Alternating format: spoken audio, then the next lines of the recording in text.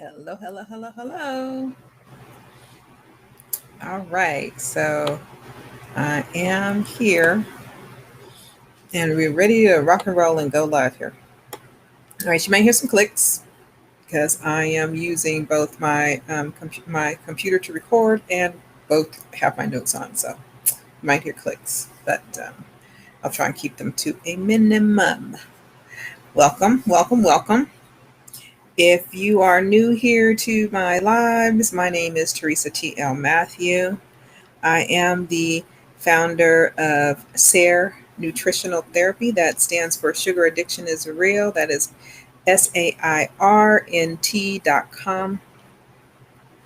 And if you want to get a nutritional assessment or a fat loss assessment, you can go over there to the website, click on About, and follow the screen down, and you'll be able to get an assessment. I'm also the CEO of Some Foods, the maker of Some Sweet. Some Sweet is a 0-calorie sweetener that is great for those who live in a sugar addicted body and are trying to kick the sugar addiction, kick sugar out of your lives. If you're moving over to any type of low carb or diet like keto or paleo or Atkins or anything like that, even maybe going to the SOS diet, which is no salt, no sugar, going plant based, all of that, and you want to get out and you want to cut back on your sugar and realign your taste buds to what is normal, you would want to try something like Some Sweet Plus.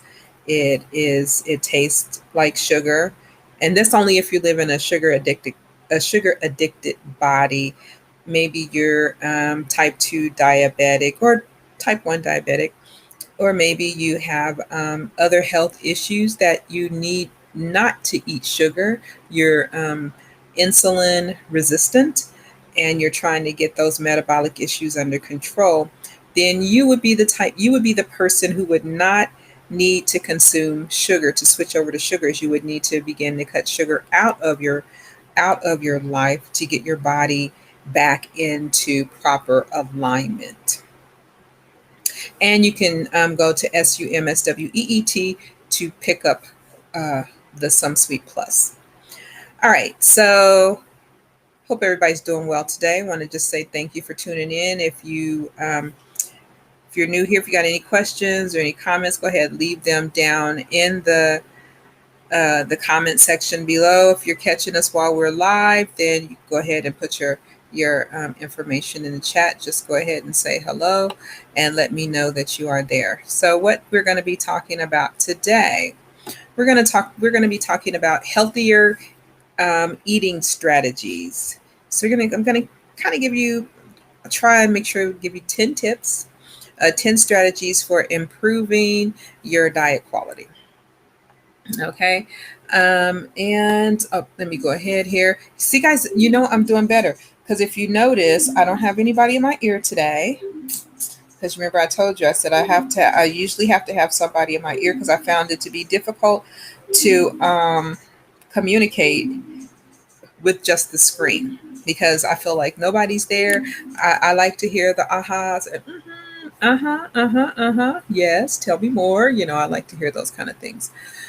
So I'm getting better. That's why I committed to trying to do this every day for 2 weeks so that I could begin to develop the habits that would allow me to go live on a regular basis.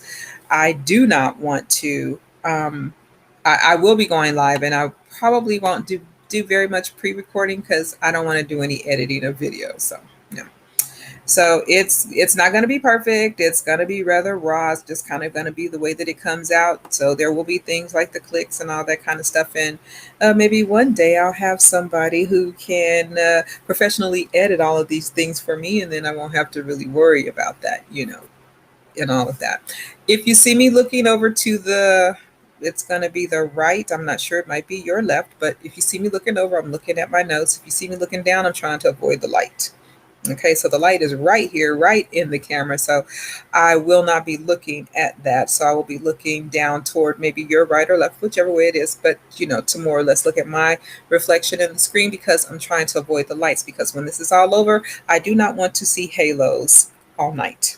All right. So, but anyway, I'm getting a bit of the light as I'm looking at my notes. So if I squint, you know why. Okay, so what we're going to be talking about today is going to be some tips for improving your eating. So, the benefits of healthier eating are life changing and they play a role in optimizing our mental and physical well being, reducing our risk for chronic diseases, and help us live longer, happier lives. So, those are some of the benefits. And sometimes it just feels like we're flooded on a daily basis with information on the latest trends of what constitutes healthy eating. And I don't think that these latest trends are actually saying that they constitute healthy eating, but what they're trying to say is that they constitute a way of trying to help you to get rid of the excess fat on your body, which is a complaint that a lot of people have. Remember, we talk about fat loss here. We stress fat loss over weight loss because weight loss includes muscle, water, and fat. And we don't have a problem with muscle. We don't have a problem with water unless you have some water retentive issues. But we do have a problem with fat. And so we just want to get right to the heart of what it is that we have a problem with. So I don't think that that the information that are of the latest trends are really talking about healthy eating all the time, but they're talking more about things that you can do, tips and tricks that you can do, or something that somebody has found that they were able to use to help them to lose weight. And so now they want to share it with the world. I was standing in line at Walmart and I saw a women's health magazine. It's got all types of different types of diet tips and stuff on that magazine. I would hope to be in that magazine for publicity's sake and things like that. But I don't necessarily believe that all of everything in there. It's more of I tried this, it worked for me. Right? So it's telling you, and then, try this, try that, try that. And that's really the way that everything works because there is no one universal weight loss diet, nutrition plan. There's not one universal one. We're all individual and we're unique. And the way that foods impact each one of our bodies is different. Although there are some core things that are pretty much the baseline for everything. Like it will give you you will get the same micronutrients out of the food and all of that. So those are the things that are core and essential. So you'll get your micronutrients, you'll get your macronutrients, but how your body processes those macros and micronutrients is completely individual. And like take for instance, between me and my bestie, she can I can eat spinach and process it just fine, but she can eat spinach and it has another effect in her body. um, I can eat oranges and it has an effect in my body. And when I'm looking at you and I'm saying an effect in my body, which means that I eat oranges because they help to keep everything flowing. But if she has an issue with flowing, oranges are not going to do the same thing to her, but spinach will. Some people are lactose intolerant, can absolutely not take lactose. Others are not lactose intolerant or are just a little bit lactose intolerant. Some people have nut allergies, others do not. So the way that the foods react in our body, the inflammatory response, and the way that they behave in our body, we get the same micro and macronutrients from them, but the way that our body utilizes them and processes them is completely different. So you have to be in tune with yourself to know exactly what's going on with your body, to know how these foods are going to affect you. And the way that you used to could deal with foods, like I used to be allergic to oranges. When I was a child growing up, I couldn't eat oranges. So citrus fruit would break me out. I would have allergic reactions. So that allergic reaction is actually eliciting an inflammatory response in my body. However, the inflammatory response that it currently lists in my body is one that is beneficial to me now because it helps to keep me regular. But when I was a child, the itching and all of that was not beneficial, right? But now the response that it elicits helps to keep me regular so I can benefit from that, so I can use that. But when I was a child, I could not. So I could not eat the citrus fruits. And I absolutely love and adore oranges, lemons, limes, all of them, right? Um, but anyway, so I know it can sometimes feels like we are flooded with daily information on the latest trends of what constitutes healthy eating or what we must do or not do to eat healthier. And this is all in a bid to keep up. I'm sorry, in a bid to keep up with these latest trends, it begins to feel more like a chore to eat healthier, and that's no fun. So, as a nutritional professional, I have people look to me to help um, when they begin to feel overwhelmed and are looking for simpler ways to achieve healthier eating habits. So that's why a lot of people come to me. Um, and I help them to make this gradual transition to a healthier eating with a few general recommendations before taking a more personalized approach. And so this is some of the tips that I'm going to be sharing with you today. So just some generalized things, general recommendations. And if you want to get a more personalized approach, I would highly recommend that you go over to SAIRNT.com, click on About, and take the nutritional assessment, and we can start there. But I do help my clients to make a number of dietary and lifestyle modifications, and their health and well being are being significantly improved. So let's talk to you today about what we can do. A personalized nutrition beats any kind of same for all recommendation. You know, everybody can't do keto. Everybody can't do, they can't do paleo or. I know that I had a friend that she did. I think she did the SOS, or she cut out sugar, oil, and salt, and she went on to she's doing well. She's doing great on plant based, and she lost a lot of weight on that. However, I knew that that was not going to work for me because I had been a vegetarian for years, and in addition to, I would go in and out of vegetarianism, right? So I had been a vegetarian and I didn't lose weight. And that's when I was like really heavily sugar addicted and I did not lose weight. And that's why my joke was I could get fat out of a carrot, was because I was a vegetarian at one time. And I did find that I could get fat out of a carrot. Okay. So, but anyway, so yeah, so that same thing for everybody.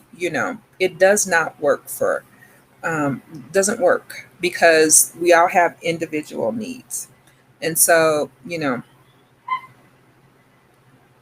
so let's see. um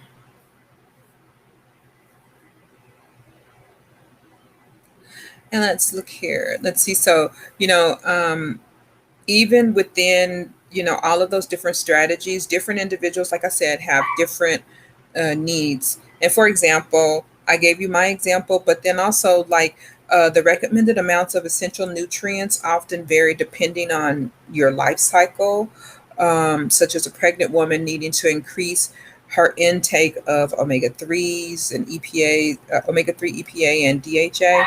So, and like in needing to increase her folate. That's why, those have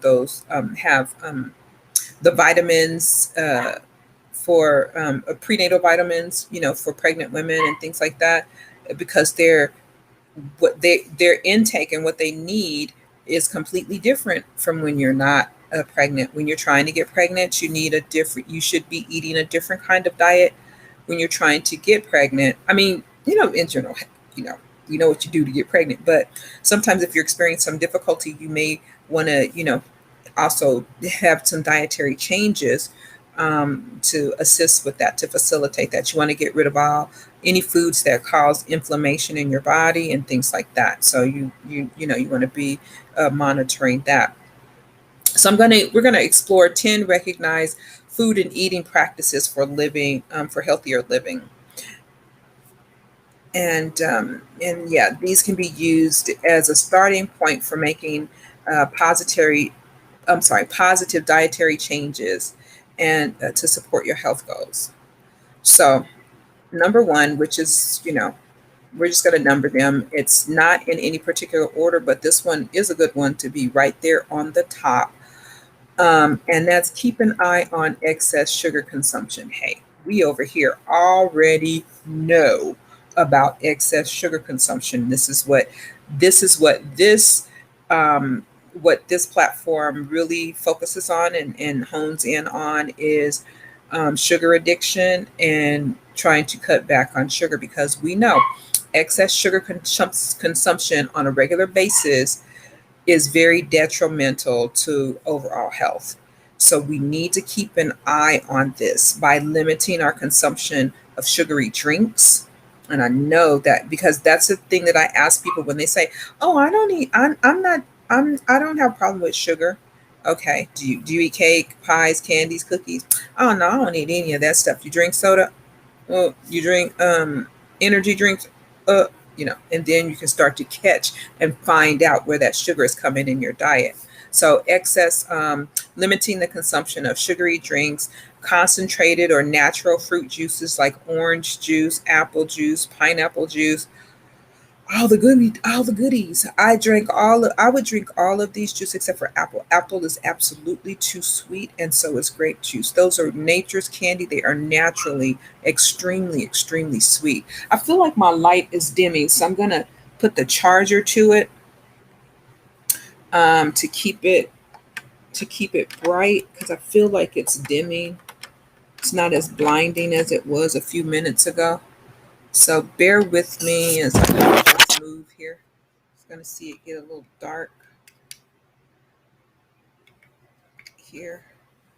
Let's try and get it back up to bright. I don't know if that's gonna work or not, but yeah, it feels like it's dimming a little bit. So it might charge and brighten up. I don't know. And it's overcast and cloudy today. Just seems like it's just getting darker and darker. Okay, hopefully it doesn't get too dim here on this. Um, but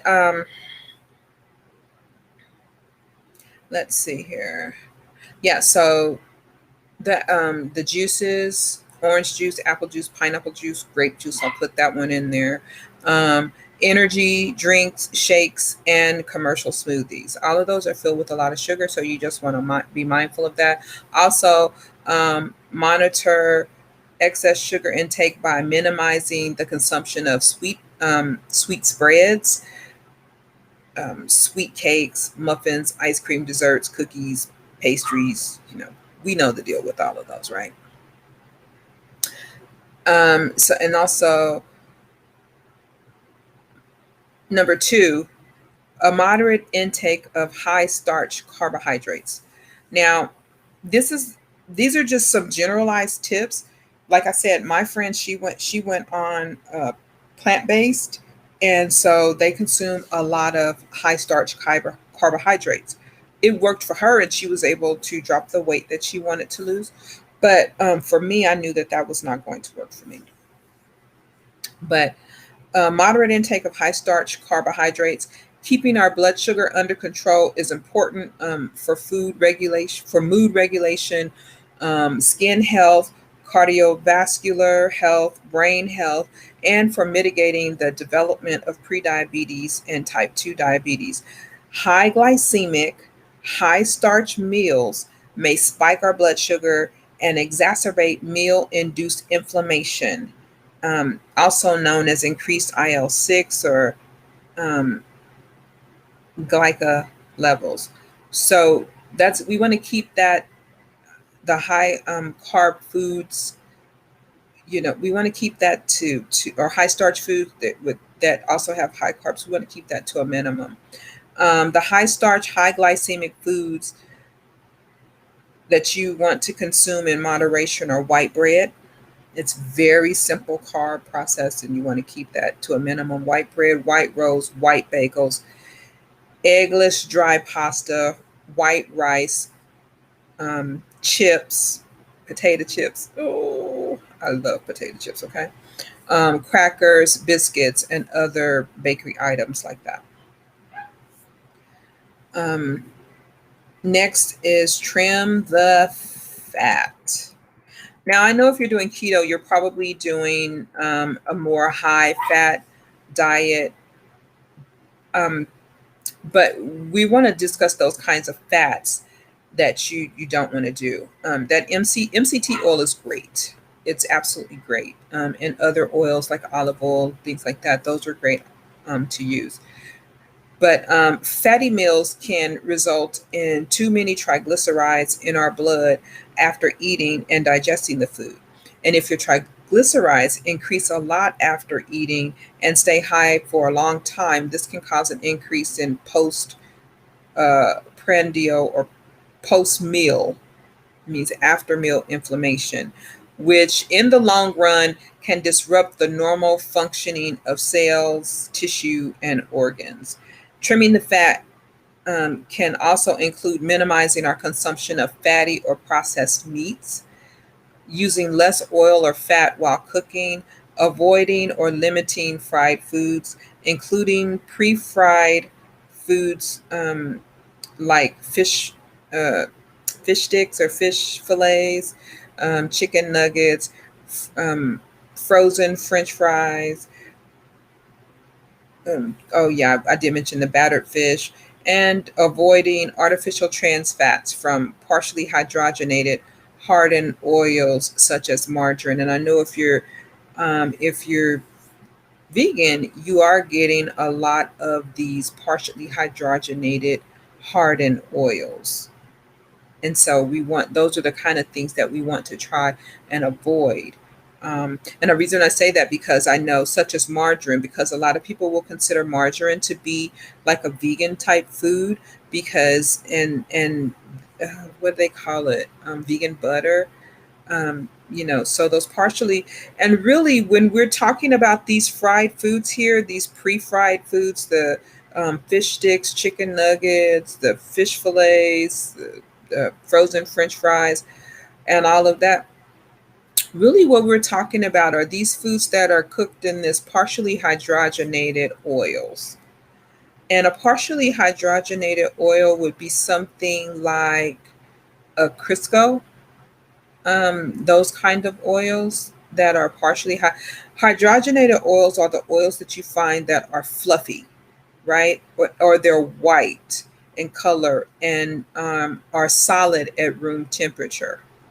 So those are the kind of oils that we're talking about that you want to avoid because they're solid at higher temperatures, um, and they don't melt really, really easily. Then that you can see what they would do inside of our bodies because they don't melt really, really easily because they're solid at higher temperatures. So you want to avoid those. What you want to include is long chain omega 3s. Number 3, the long chain omega 3 fats, EPA and DHA, are the main types of omega 3s, omega 3 used by the body and are beneficial for brain health, memory, mental health, mood regulation, gut health, mitigating gut hyperpermeability, skin health, and so much more. So, how much EPA and DHA? Um, Guidelines suggest a minimum of 250 milligrams of EPA and DHA daily, and a minimum of 500 milligrams of EPA and DHA daily if there is a cardiovascular risk. We can try to incorporate foods rich in these long chain omega 3s, such as egg yolks, full fat dairy, or high potency EPA DHA supplements in our diet. Plant sources of omega 3s include flax seeds, chia seeds, walnuts, vegan microalgae, and EPA DHA supplements. So you can see that these are the types of oils that are more naturally occurring, and these are the types that you want to get. So like nut-based oils and things like that. Always make sure that when you are using, because I know like you could probably get a walnut oil, you can get flaxseed oil, you can get these different oils, and you can check if they have omega 3s in them, and always just make sure that the oils that you get are cold pressed. Okay. Number 4, keep food toxicants away. Frying, burning, and barbecuing foods generate genotoxins such as HCAs, and acrylamides, long words, but basically um, carbon, um, and things that could potentially cause cancer. Um, but these things not only increase DNA damage, but also cause unhealthy low-grade inflammation in the body. These may also translate into impaired gut cell function and increased gastrointestinal cancer risk if consumed regularly and excessively. And I know that a lot of us love barbecue. And no, look, boiling meat is just like, ugh. I mean, you know, but a nice smoked piece of meat, that smoked flavor, that smokiness, that smoked taste, that charred, that's really good. Those things taste really good. And there are different ways that we can cook these meats like that to get to mimic that grilled effect. But I know the smoke going into the meat is really, really good. Or just, you can smoke it, just a nice deep smoke. And this says barbecuing foods, burning, and frying. This doesn't really mention smoking. So smoking just allows that flavor from the wood to transfer into there. Um, but you really want to be careful about that. And I like smoked foods. I really don't. I used to eat everything burnt though. You know, I really did. Like, because I like my food meat,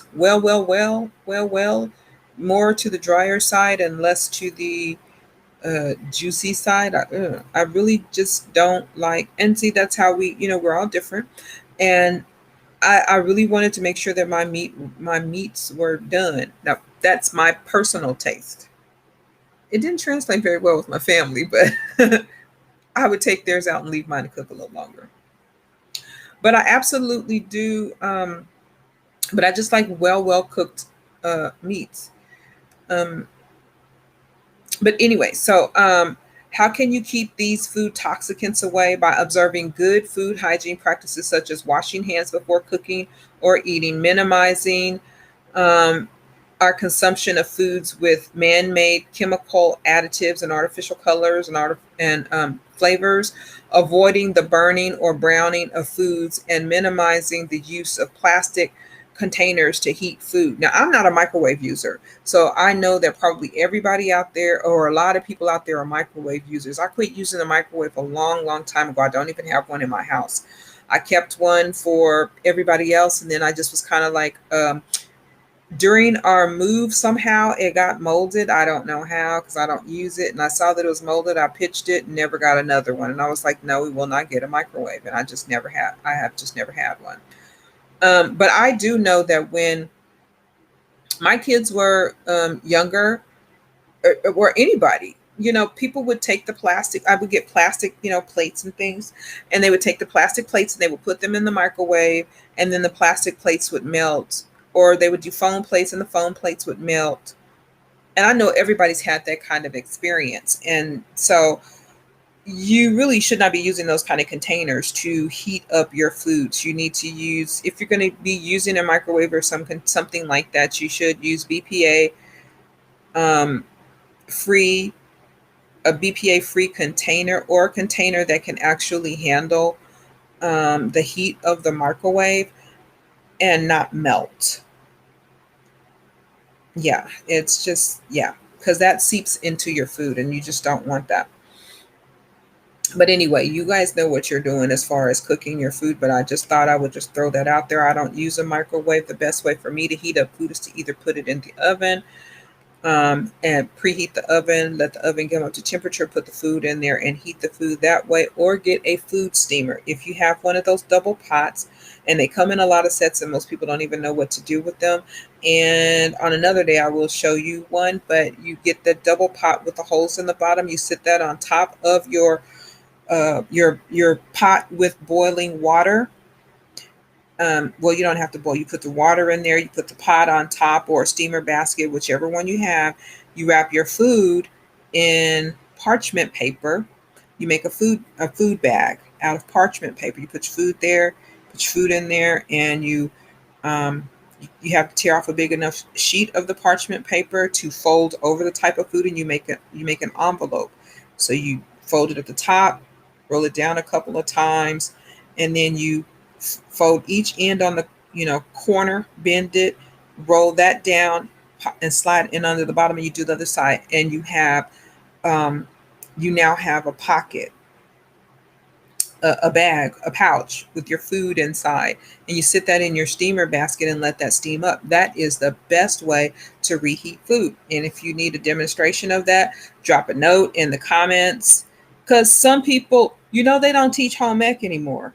And so there might be some young people here who just don't even know that. And all you know is popping your food in the microwave, and you want to learn something different. But this is a way that you can do it, because they don't teach home ec in school anymore. And or adulting 101 or whatever. And we learned how to cook food in the microwave, and I see there's all kinds of recipes out there for cooking food in the microwave. But you can cook food just as well if you just have a little cooktop, and a steamer, like I said, a pot with the boiling water and a steamer to put on top, and you can heat up food just as well. Might take a little longer. It's not 30 seconds. Might take a little longer, but it's better for you, and you can heat up your food like that. In fact, you can get one of those little steamer things. You can also get little ramekins. Drop the ramekin down off in there and put in the pot, in the steamer, the ramekin in there, cover it over so the water doesn't drip in it. But you can bake in there. You can bake a cake right on top of your stove if you don't have an oven. There are all kinds of different ways to cook. So if you have a microwave cake recipe, you can turn that into a stovetop cake recipe and just cook it right there on your stove if you don't want to bake in your oven or whatever. I mean, just there's different ways. There's more than one way to skin a cat. Maybe that's not the best analogy to you, but there's different ways to do things. Okay, and you don't have to use a microwave. Microwaves are not healthy for us, or not the best for us. They're actually microwaves, you know. Okay, but anyway, enough of that. um what number are we on? Let's see, 1, 2, 3, 4, 5. We are on number 6. All right. Number 6, increase fiber and antioxidant intake. The fiber in plant foods cannot be digested by humans, but they are helpful in feeding good gut bacteria and boosting the diversity of our microbiome garden, our microflora. Mhm. Also, antioxidant nutrients are needed to make antioxidant enzymes in the body, which help to neutralize the ongoing damage from free radicals in DNA and cells. My dad used to talk all the time about free radicals. I didn't know what the heck he was talking about, but he was always talking about that's got a the free radicals, free radicals. Well, I finally understood what he was talking about. The free radicals. I've been hearing that for years and years and years. Um, but yeah, so this helps to neutralize the ongoing damage from free radicals in DNA and cells. We can increase our fiber and antioxidant intake by incorporating, and we did just have a conversation earlier this week about fiber, or earlier, there's some video we got. I've already recorded a live about fiber, so you just might want to go look that up if you want to find out some of the micronutrients that's in fiber. High fiber foods, find out the micronutrients that's in there and the amount of fiber in some of those foods. But Here we go. But we can increase our fiber and antioxidant intake by incorporating beans, lentils, or whole grains, brown rice, millet, rye, oats, whole wheat, corn, and quinoa. Also by incorporating dark green leafy and root vegetables such as broccoli, spinach, green beans, peas, peppers, watercress, carrots, courgette, which is a zucchini, butternut squash, and sweet potatoes, and also by incorporating fresh fruits such as apples, grapes, berries, melons, or citrus fruit. So that's a way that we can get more fiber and more antioxidants into our diet. Number 7, keep salt at bay. Too much salt in our diet isn't just about mitigating hypertension, but also about minimizing its negative effect on our immune system and in mitigating gut dysbiosis too, when that just means unhealthy. We can significantly decrease our salt intake by limiting our addition of table salt during cooking or when eating meals, and minimizing our intake of salty foods such as cured meats, hard cheeses, canned soups, canned pasta, and chips. Now, when I was a kid, when I was a kid, I mean, before I even tasted the food, I was dumping salt. I did not understand um, the old folk not adding salt to their food, and they would, but by this time they're monitoring their blood pressure and things like that now, and they would just, and I mean, I would just, before I even tasted food, like, you didn't even taste it, and I was like, well, I already know it's going to need some salt. um I think it's just something about the difference in the palate when you're younger versus older. Now I don't even use salt a lot of times. I still like salty foods, but I don't use a lot of salt. Um, I don't just put salt on my food, and then when I do cook some foods, I know that my kids are really, really gonna enjoy it because I put just a little too much salt in there sometimes. With the season, I'll be like, oops, that was too much. My kids be like, perfect. Me, I'll be like, too salty. I put too much salt. But I don't use salt. What I use is I don't use just plain old salt by itself, like, just and we can have a conversation maybe one day about salts, but I don't use just plain salt by itself. I use not even an iodized salt. I use seasoning salt or just the seasoning.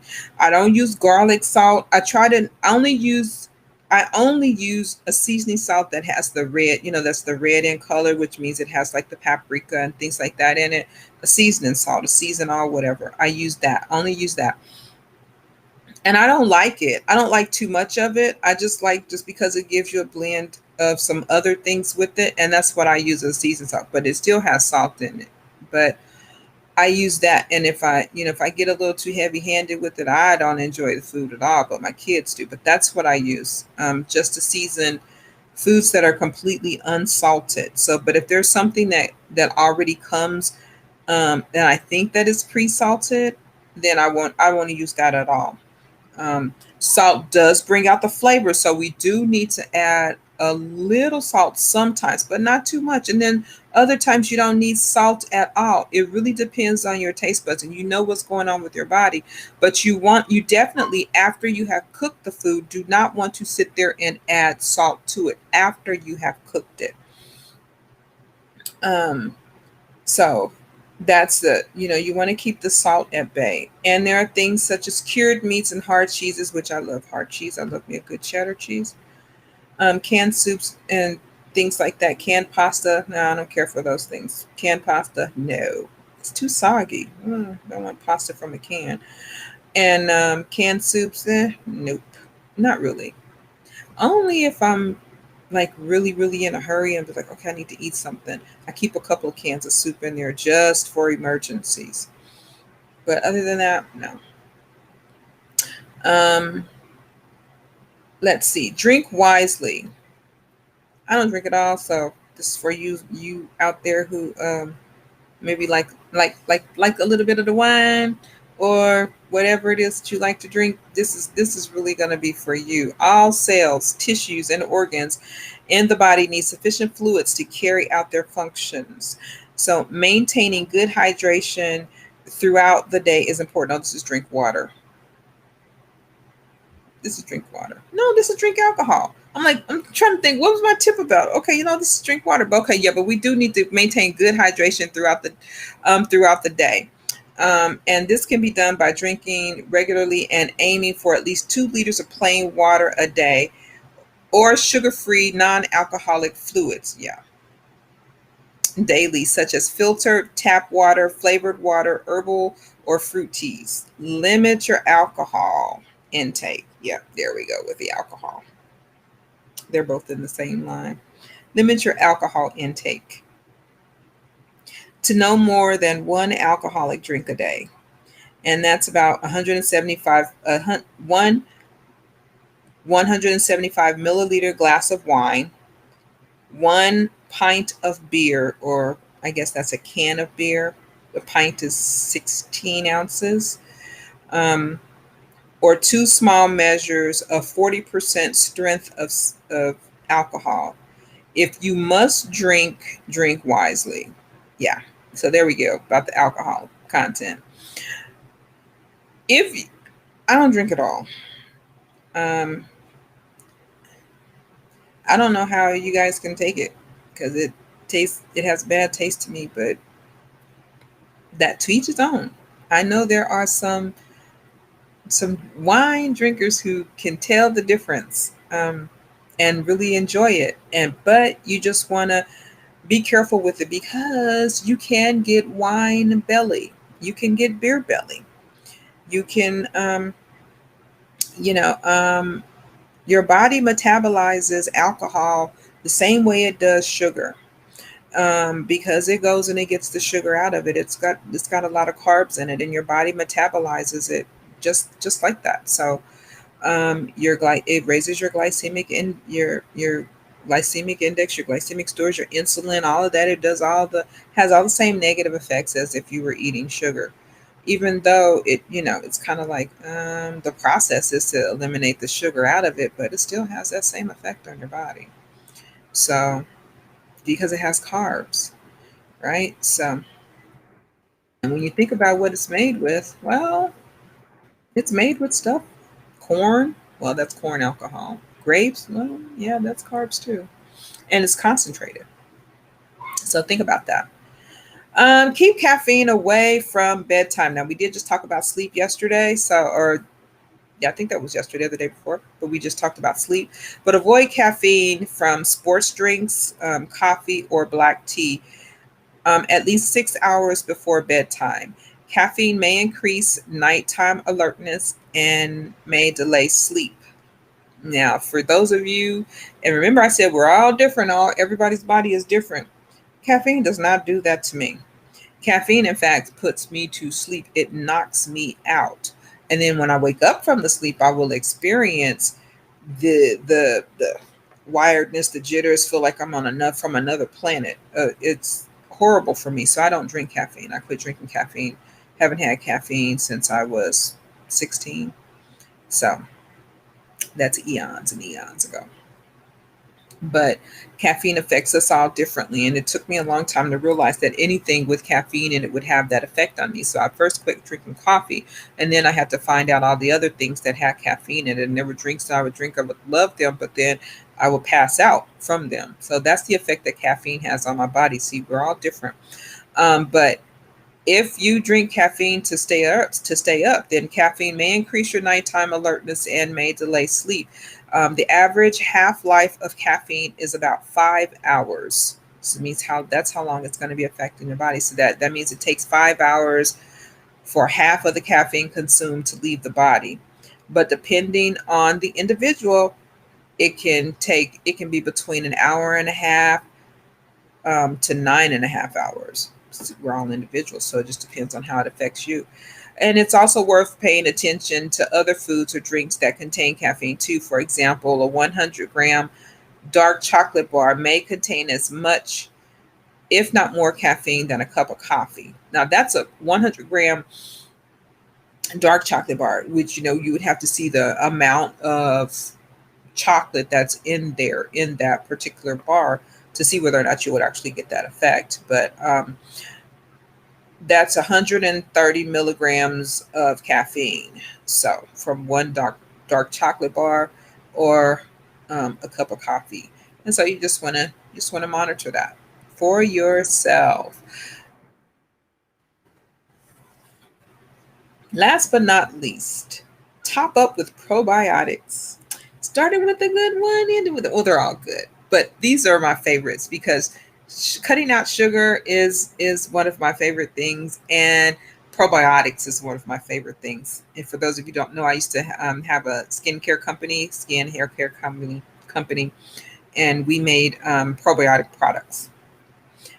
But that's how I actually got started with nutrition. Was about 15 years ago. um, I started with probiotics, and that actually got me into nutrition, studying uh, probiotic bacteria, how it organizes in the body, increases your gut microbiome, your microflora, and all of that. That's actually how I got started in nutrition. But anyway, probiotics are living bacteria which can replicate in the gut and help to colonize it with more diversity, which is key to mitigating dysbiosis, or which is an imbalance of um, good and bad gut bacteria, leading to the number of unwanted effects, including an overactive immune system, weight gain, and mood disorders. So when you're out of balance and everything is whack, you would tend to have those kind of issues to go on. Um, one of the key things to check is your gut health. If you're experiencing something, you might want to check your gut health. It is super important. Oh my gosh, it's so important. We'll have to have a conversation about just your gut health and how the gut brain connection.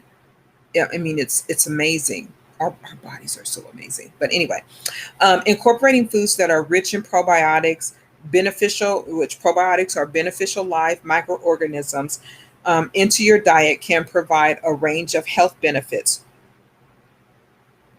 Probiotic rich foods may include fermented milks, kefir or kefir. I love, I love it. Oh my gosh. I weaned my daughter on kefir. Well, I call it kefir. Some people call it kefir. I weaned my daughter on that. Oh my gosh, she loves it so much. She still uses it right now. So she's got a jar in the refrigerator right now. I got about 4 jars.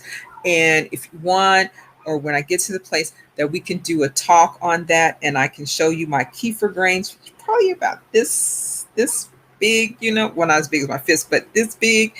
I mean, I have about 4 or 5 jars of kefir grains in my refrigerator right now. I keep them. Um, Man, I make massive amount. I used to make massive amounts of kefir. I used to make it, strain it, sweeten it, and then have a what you call like a Greek kefir. Yeah, so that was one of the products that I used to make. Oh my gosh, I had my clients, my customers absolutely loved it. Loved it. But anyway, so kefir, probiotic, yogurt, cottage cheese, and kefir is the chief of, it is the king, the champagne of yogurts. I mean, it tops yogurt, but kefir, probiotic yogurt, cottage cheese. I like cottage cheese as well, and biotic drinks, fermented vegetables like sauerkraut, miso, pickles. Love me some pickles, olives in brine, and probiotic supplement cultures in drops or freeze dried. So get you some probiotics. Now, when you start probiotics, you want to ease into it. And I say that about anything. If you're new to doing it, you want to ease into it because you don't know the effect that it's going to have on your body. And you will experience some symptoms when you first start to take probiotics or kefir. I can't think, it's called Herxheimer's, I believe. I'll have to look that up and we'll have a discussion about it. If you want to know more about it, just comment below and we'll have a discussion about it. But there is, you have to ease into it, and I can give you a regimen to ease into taking probiotics. And you know what? I haven't been saying my disclaimer. I am not a medical doctor, and all of this. This is just for informational purposes only. If you have any type of medical issues, you need to go see your doctor. Okay. But I can give you a regimen for getting to bring to add probiotics to your diet, especially kefir, because that's the one um, that I love to recommend because I love kefir. But that's it. You know, it's really about personalizing your diet. We're all individuals, and this is only a general strategies, and it can serve as a starting point for you. Um, Especially if you're someone who is predominantly eating a high fat or sugary junk foods, you know. And if you want, we can work together, fill out that nutritional assessment, and get started. And you know, we can start to work together. I can help you um, to personalize your nutrition program. That, and you can get that a program that's based. It's personalized for you based on your specific situation. Remember, nutritional personalization is the key. For dietary changes to be effective and long lasting, you must have personalized recommendations because we're not the same. We're not all the same. We react differently to different things. So remember, you can get your an assessment, and we can detect with an assessment, with the various assessments that I have, that we can detect your nutrient deficiencies, your nutrient deficiency risk. We can recognize the impact of food on DNA expression, and you know, we can do a nutrient checkup. There are things like that that we do. We build personalized food plans to help monitor your symptoms and check for improvements. And you know, I can give you a nutritional recommendation for, you know, over 40 common health conditions and so much more. So just starting with that nutritional assessment will get the ball rolling to getting you exactly to where you know, or trying to get you back on track with your health to where you want to be.